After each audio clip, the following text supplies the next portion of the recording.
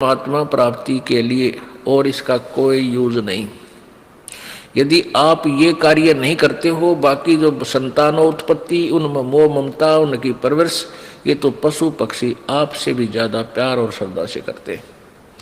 तो पशु और पक्षियों के जीवन में और आपके जीवन में कोई भिन्नता नहीं।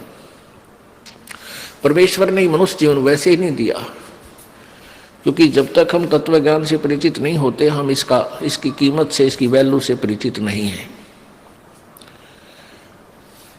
परमेश्वर ने ये हमें शरीर दिया मनुष्य का, इसमें सद्बुद्धि दी, हाथ पैर ऐसे दिए कि हम मकान बना सकते हैं, झोंपड़ी डाल सकते हैं, गर्मी सर्दी से बच सकते हैं, समय पर खाना बनाकर खा सकते हैं, मेहनत मजदूरी करके हम अपनी रोजी रोटी कमा सकते हैं।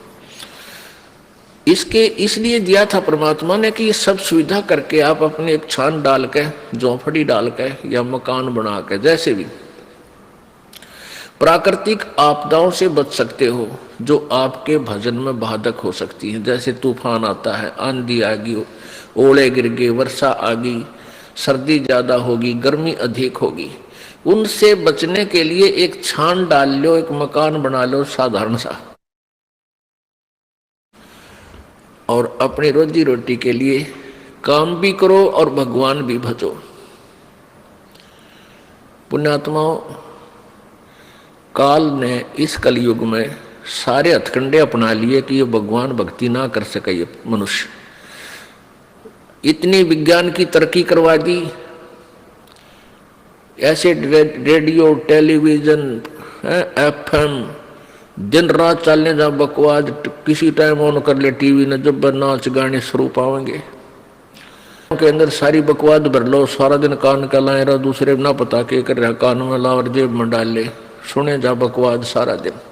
और फिर अब ये शिक्षा बना दी। अब शिक्षा इसलिए आवश्यक थी, काल ने तो बनाई है हमारे को भगवान से दूर करने के लिए, यह शिक्षा का स्तर।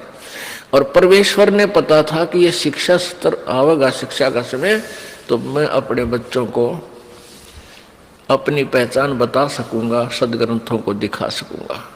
और जब आपको ज्ञान हो जाएगा, फिर आपके अंदर वो दोष नहीं रहेगा जो शिक्षा से उत्पन्न हुआ। क्या हुआ कि अब कितनी फैक्ट्रियां, कितने प्रकार के ये सरकारी कार्यालय खुल गए, इनमें जो एम्प्लॉइज हैं, कर्मचारी अधिकारी हैं, अब ये बहुत बिजी रहते हैं। आप देखो बैंक में एक क्लर्क को समय नहीं, लगा रहता है। फिर वो सारा दिन तो वहाँ डिस्टर्ब माइंड आते फिर क्या घूटी लाओगा या फिर टेलीविजन चलाओगा मनोरंजन के लिए, और फिर पढ़कर सो जाएगा, तड़के खाकर रोटी सुबह फिर भाग लेगा। तो और पहले क्या होता था कि सब कोई भेड़ बकरियां पाला करता, कोई गऊ पाल लेता था, कोई वैसे मजदूरी कर लेता था छोटी मोटी, कोई मानसिक ऐसा काम नहीं था, ना किसी का टेंशन थी। परमात्मा टाइम पर टूक दिया करता था, भगवान पर आश्रित थे, वर्षा के लिए प्रार्थना करते रहते थे, मालिक को याद करते थे। तो भक्ति का तो समय वो था बहुत बेस्ट। और अब काल ने ये सारे हथकंडे अपना लिए। इनमें से एक शिक्षा भी है जो डिस्टर्ब करने के लिए हमें इतना ये छोटे मोटे खिलौने बना लिए, कोई जहाज बना लिया, रॉकेट बना ली, और इन्हीं से हम मान बैठे कि हम भगवान से भी सुप्रीम है। नहीं, ये भूल है जीव की। अगर 2 वर्ष वर्षा ना हो, परमात्मा दया ना करे, और जैसे पीछे हाहाकार मच गई थी, ग्लेशियन खत्म हो गया, ग्लेशियन खत्म हो गया, और पानी भी नहीं रहेगा, ये हो जाएगा, ये जो चाहे सो कर दे। अब इतनी बर्फ गिर दी, ग्लेशियन कर दी सारे का। तो हम क्यों ना उस मालिक से अर्ज करें जो सब कुछ ठीक कर दे। विज्ञान तरीके से हम कितना क्या कर सकते हैं। तो अगर 2 वर्ष वर्षा ना हो ना, ये सारे रॉकेट, ये जहाज उस एयरपोर्ट पर खड़े खड़े जंग लगाए, इनका कोई बैठने नहीं पावे इनमें, न ये टेलीविजन देखे, क्योंकि पेट ना भरेगा। बकवाद तो जब भाव है, जब हमारे अंदर समय पर टूक मिल जाए प्राणी को।